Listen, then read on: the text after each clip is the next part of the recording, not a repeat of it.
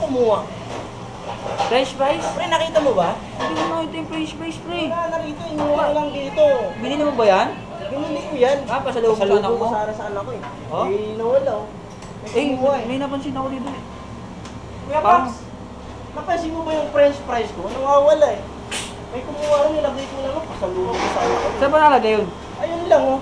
Parang, Kumuha ko yan dito pare. ano, zero ah. Wala, naubos. Sino? Napansin mo ba kung sinong kumuha? Kuya Pax, napansin mo ba kung sinong kumuha no? Baka nakita mo kung sinong kumuha ng french fries ko. Sige pa. French fries, pre. At ganyan yung magkakasama. French fries pag magbunta mo ko, pag naman, pre. French fries lang, doon kumakain na. Pre, ano yan? French fries.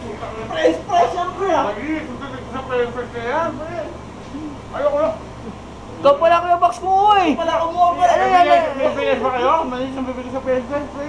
Doon mo kayo, pre. French fries, pre.